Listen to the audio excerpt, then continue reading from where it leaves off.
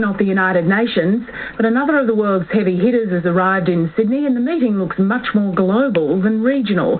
Vladimir Putin, the Russian leader, touched down this morning after a stopover selling military hardware to Indonesia.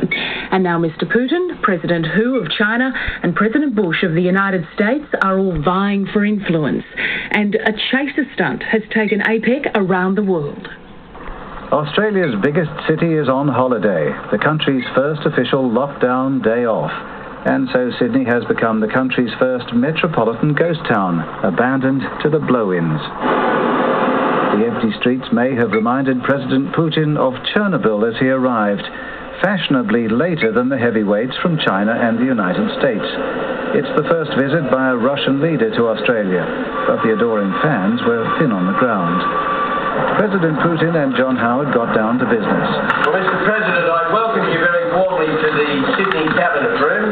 They signed a deal for Australia to provide uranium to Russia, for peaceful purposes, that is, power generation.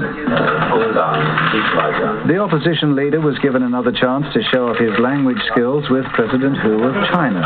President Hu and Bush had their private moment last night. Today, the US president was just one of us. Good morning, or should I say, good day. Mr. Prime Minister, thank you for your introduction. Thank you for being such a fine host for the OPEC summit. OPEC?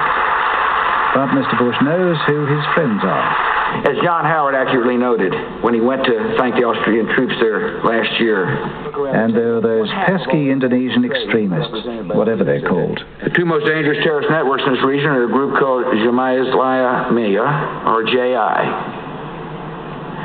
and a Filipino terrorist group called Abu Sayyaf.